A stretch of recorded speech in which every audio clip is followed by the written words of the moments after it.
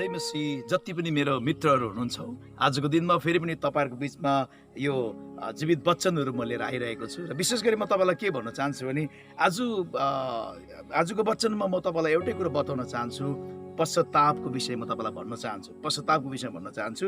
अनि यो पश्चाताप चाहिँ के हो भन्दाखेरि, येशू ख्रिस्टले यस संसारमा उहाँले प्रचार गर्दाखेरि यसरी भन्नुभयो, पश्चाताप गर, परमेश्वरको राज्य तिमीहरूको नजिकमा आओस् भनेको छ। पश्चाताप गर, परमेश्वरको राज्य नजिक छ भनेर उहाँले प्रचार गर्नुभयो यीशु ख्रिस्टले। र साथै यीशु ख्रिस्टले मात्रै यो प्रचार गर्नु भएन, उहाँले सुरु गर्नुभन्दा पहिला यूहन्ना बप्तिस्मा दिने यूहन्नाले पनि यही कुरो बताएको छ। बप्तिस्मा दिने यूहन्नाले यसरी भन्यो, पश्चाताप गर र बप्तिस्मा ल्याऊ, पश्चाताप गर, परमेश्वरको राज्य तिमीहरूको नजिकतामा छ भन्यो। यूहन्नाले पनि यही शब्द दोहोऱ्याए, पश्चाताप गर, तिमीहरूको नजिकमा स्वर्गीय राज्य छ भनेको छ। भन्नु मतलब चाहिँ अब पश्चाताप चाहिँ के को पश्चाताप गर्ने त? पश्चाताप भन्ने कुरा म तपाईँलाई बताउन चाहन्छु। मानिस जाति, पहिलो मानिस जब बनाइयो, त्यो मानिसले परमेश्वरको आज्ञा उल्लङ्घन गर्दाखेरि बाइबल उत्पत्तिको किताबमा पाउँदछौँ। त्यति बेला मानिसले आज्ञा उल्लङ्घन गर्दाखेरि एउटा भुल गर्यो, परमेश्वरको विरुद्धमा आज्ञा नमान्दाखेरि फल खाइपठाउँदाखेरि ऊ चाहिँ सर्वङ्ग नाङ्गो भएर चाहिँ पापी भएको छ। उसले चाहिँ अनैज्ञाकारिताको पाप बोकेर आएर त्यसमा चाहिँ के थियो भने त्यो पापमा चाहिँ मृत्यु थियो, शरीरको मृत्यु सबले भोग्नु पर्यो त्यो पापको कारणले गर्दाखेरि। अनि सेकेन्ड कुरा हामी के पाउँछौँ भने त्यो पाप चाहिँ सबै मानिस, पहिलो मानिसले पाप गरेको कारणले गर्दाखेरि सबै मानिसले चाहिँ पाप गर्दै गर्दै त्यही पाप बोकेर आएको छ, त्यही पाप गरेर आएको छ। भन्नु मतलब पापको गुरुबाउ भन्ने कुरा नि, पापको सोर्स, पापको जरा चाहिँ पहिलो मानिसले परमेश्वरको विरुद्धमा अनैज्ञाकारिता गर्दाखेरि चाहिँ जुन चाहिँ पाप देखा परेको छ, त्यो पाप चाहिँ पहिलो मानिसबाट चाहिँ सारा संसारमा अहिलेसम्म भएको पुस्ता पुस्ता अहिलेको पिँढीसम्म, अहिलेको जेनेरेसन बसेको प्रत्येक मानिसमा चाहिँ पाप चाहिँ छ। त्यो पाप चाहिँ मानिसले आफैले गरेको होइन, पहिलो मानिसले अनैज्ञाकारिता गरेको पाप, त्यो पाप चाहिँ सबै मान्छेले बोकेको छ। त्यो पाप चाहिँ एउटा पुस्तौली पाप, त्यो चाहिँ एउटा एकदमै पहिलेदेखि बोकेर आएको पाप छ, त्यो चाहिँ हामी सबैले बोकेको हुन्छौँ। हो, यो पापलाई शुद्ध गर्नुको लागि चाहिँ येशू ख्रिस्ट क्रुसमा आउनुभयो अनि मानिसको पापलाई उहाँले शुद्ध गरेको छ। उहाँको रगतद्वारा चाहिँ त्यो पाप शुद्धिकरण हुन सक्दछ। उहाँको रगतद्वारा चाहिँ मानिस जातिको अधर्म, मानिस जातिको पाप सफा बनाइन्छन्, जसले चाहिँ येशू ख्रिस्टको अगाडिपट्टि गएर प्रार्थना गरेर चाहिँ पश्चाताप गर्दछन्। प्रिय, अर्को कुरा चाहिँ के छ भने, अर्को पाप चाहिँ मान्छे आफैले गर्ने पाप। त्यो पापको कारणले गर्दाखेरि, पहिलो पापको कारणले गर्दाखेरि मान्छेले अझै आफैले पाप गर्छ, आफैले पाप गर्छ। बोलेर पाप, अर्को कुरो सुनेर पाप, अर्को कुरो हेरेर पाप, अर्को कुरो सोचेर पाप, अर्को कुरो एकदमै त्यो अनैज्ञाकारिता, धेरै यस्तो खालको पापहरू छन् जो मानिसहरूले गर्छ, आफैबाट गर्छ। त्यो चाहिँ आफूले गर्ने पापहरू। अब यो दोस्रो पाप, अझै एउटा पाप म देख्दछु, त्यो चाहिँ के भने अर्काको कुरा सुनेर बोकेर हिँड्ने, त्यो पनि एउटा पाप हो। त्यो चाहिँ के भने पाप बोक्ने। कति यो संसारमा धेरै मान्छे छ अर्काको कुरा बोकेर हिँड्ने, त्यो अर्काको कुरा बोकेर हिँड्नु पनि पाप, अर्काको कुरा बोकेर हिँड्नु पनि पाप हो। यस कारणले गर्दाखेरि मैले देख्दाखेरि चाहिँ मानिसको जीवनमा यो तीनटा पाप चाहिँ साँच्चै नै हुन्छ। एउटा चाहिँ आदमको पाप, जो पहिलो मानिसले गरेको पाप। दोस्रो चाहिँ हामी देख्दछौँ मान्छे आफैले गरिने पाप, सोचेर बोलेर यस्तो थुप्रै कुराहरू आफ्नो जीवनबाट गरिने, शारीरिक जीवनबाट गर्ने पापहरू। अर्को कुरो चाहिँ अर्काको पापलाई पनि बोक्नु खोज्छ मान्छेले, अर्काको पापलाई पनि बोक्नु खोज्छ, अर्काको चर्चा गरेर, अर्काको आलोचना गरेर, अर्काको विषयमा बोलेर, अर्काको विषयमा सोचेर थुप्रै यस्तो पाप गर्छ। पाप गर्ने मान्छेले त पाप गरी पठाउँछन्, तर त्यो देख्ने मान्छेले त के भन्छ, रातभरि सोचेर, रातभरि त्यो पापलाई केलाएर उसले थुप्रो विश्लेषण गर्छ। यस कारणले गर्दा हामी देख्दछौँ बाइबलले एउटै कुरा बताउँदछ, येशूले भन्नुभयो पश्चाताप गर, परमेश्वरको राज्य तिम्रो नजिकमा छ। जस्तो सुकै पाप किन नहोस्, येशूले क्लियर गरिदिएको छ, पश्चाताप गऱ्यो भने तिम्रो नजिकतामा स्वर्गको राज्य छ। अनि यूहन्नाले यही भन्यो, पश्चाताप गर, स्वर्गको राज्य नजिक छ। दोस्रो कुरा हामी देख्दछौँ, पत्रुसले पनि भन्यो, पश्चाताप गरेर पाप मोचनको लागि यीशु ख्रीष्टमा बप्तिस्मा ल्याऊ र तिमीहरूले पवित्र आत्माको वरदान पाउँछौ।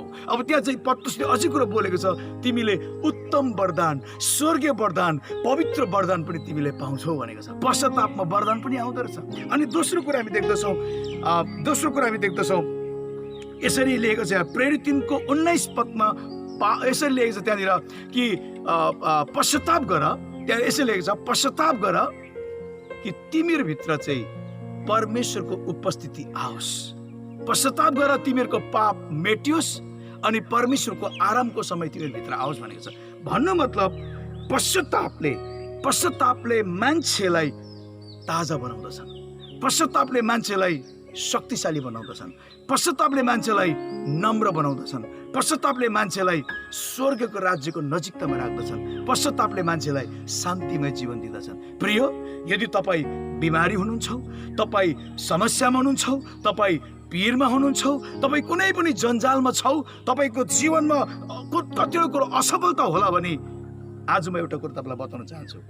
पश्चाताप चाहिँ परमेश्वरको बाटोको एउटा उपाय हुन्। जब तपाईँले पश्चाताप गर्नुहुन्छ, बाइबलले भन्छ आरामको समय, शान्तिको समय, परमेश्वरको उपस्थितिको समय आउँछन्। अनि जहाँ परमेश्वरको उपस्थिति हुन्छ त्यहाँ सबै कुरो सम्पन्नता र समृद्धि र शान्ति र सफलता हुनेछन्। र हामी देख्दछौँ तर पश्चाताप गरेन भने चाहिँ हामी एउटै कुरो देख्छौँ, पश्चाताप गरेन भने मानिस त आफू नष्ट भएर जान्छन्, तर यो जगत पनि नष्ट भएर जाँदैछन्। प्रियो, आजको संसारमा देख्दछौँ यो जगतमा विभिन्न कुरो प्रकोपहरू आइरहेको छन्, विभिन्न खालको पीडाहरू आइरहेको छन्। आज हामी देख्दछौँ बाइबलमा त यति लेखेको छ मानिसले पश्चाताप गरेनन् भने, परमेश्वरको अगाडि गएन भने, मान्छेको त कुरा छोड्नुहोस्, पशु प्राणीको कुरा छोड्नुहोस्, यस धरतीको लागि मानिसको लागि राखिदिएका सूर्यहरू पनि अँध्यारो हुनेछन्, चन्द्रमाको चमक उडेर जानेछन्, ताराहरू पनि पृथ्वीमा खस्नेछ भनेको छ। यो चाहिँ जगतको अन्तमा परमेश्वर पर्खिरहनु भएको छ। कहीँ मेरो नानीहरू, मेरो मानिसहरू, मेरो मान्छेहरू, मेरो सृष्टिको मान्छेहरू जतिलाई पनि मैले संसारमा राखेको छु, उनीहरूले यदि पश्चाताप गरेर चाहिँ स्वर्गपट्टि फर्किन्छन् भने म उनीहरूलाई अङ्कमाल गर्छु, उनीहरूलाई म जीवन दिन्छु। प्रियो, तपाईँ र मैले त शरीर र यो प्राणको जिन्दगी बोकेको छौँ, तर यो शरीर र प्राणको जिन्दगीमा चाहिँ अब जीवन चाहिएको छ। जीवन चाहिँ येशू ख्रीष्ट मात्र हुनुहुन्छ। बाइबलले भन्छ पुनरुत्थान अनि जीवन चाहिँ म हुँ भनेर येशू ख्रीष्टले भन्नुभयो। स्वर्गबाट उत्रिआएको जिउँदो येशू ख्रीष्ट नै जीवन हुन्। जतिले उहाँलाई ग्रहण गर्छन्, आफ्नो पापलाई पश्चाताप गर्छन्, प्रियो, उनीहरूलाई उहाँले जीवन दिनुहुन्छ। यस कारणले गर्दा आज म तपाईँलाई बताउन चाहन्छु, पहिलो पत्रुस 4:7 भन्दछ, पहिलो पत्रुस 4:7 भन्दछ तर सबै कुराको अन्त नजिकै छ भनी जानेर प्रार्थना गर। बाइबलमा सिधा लेखेको छ तर सबै कुराको अन्त नजिकै आएको छ, यसकारण शुद्ध मनको भई प्रार्थनामा सचेत रह। प्रिय मेरो मित्रहरू, शुद्ध मनको भएर प्रार्थनामा सचेत रह। अनि एउटै कुरा भन्दछु, पश्चातापमा बस, किनभने जगतको अन्त हुँदैछन् अनि मानिसहरूको जीवनमा विभिन्न प्रकारको प्रकोप र चपेटहरू आइरहेको छ, समस्याले चेपिरहेको छ। यो चेपिरहेको समस्यामा पश्चातापको खाँचो छ। जसले पश्चाताप गर्छ स्वर्गको राज्य उसको घरभित्र पस्छ, उसको जीवनभित्र पस्छ। तपाईँ जुनसुकै व्यक्ति किन नहोस्, तपाईँ जस्तै औदाको मान्छे किन नहोस्, तपाईँ जुनै व्यक्ति भए तापनि तपाईँको जीवनमा स्वर्ग खाँचो छ, येशू ख्रीष्ट खाँचो छ। उहाँ मात्र एउटा उपाय हुनुहुन्छ, तर उहाँलाई पाउने उपाय एउटै छ, पश्चाताप। अब यो पश्चाताप चाहिँ संसारले अपनाउनु बहुत गाह्रो पर्छ। पश्चाताप भन्नु नै आफ्नो पापलाई मानिलिनु, पश्चाताप भनेको नै आफ्नो अधर्मलाई मानिलिनु, पश्चाताप भनेको नै आफूलाई परमेश्वरको हातमा आफूलाई समर्पण गर्नु अनि उहाँको अनन्त कुरा र शान्तिको कुरा आफूभित्र ल्याउनु। शुद्ध मनको भएर प्रार्थना गर। परमेश्वरले तपाईँको पश्चाताप, तपाईँको पापको पश्चाताप, तपाईँको अधर्मको पश्चाताप सुनेर, तपाईँ बिमारी हुनुहुन्छ भने तपाईँलाई त्यहाँ चङ्गाइ गर्नुहुन्छ, तपाईँ असफलता हुनुहुन्छ भने त्यहाँ तपाईँलाई सफलता दिनुहुन्छ। पश्चातापले तपाईँको जीवनमा स्वर्गपट्टि फर्काएर नयाँ व्यक्ति बनाउनुहुन्छ। परमेश्वरले तपाईँलाई आशिष दिएको। आजको वचन आधारित फेरि पनि हामी भेट्नेछौँ अर्को पालि। जय मसीह।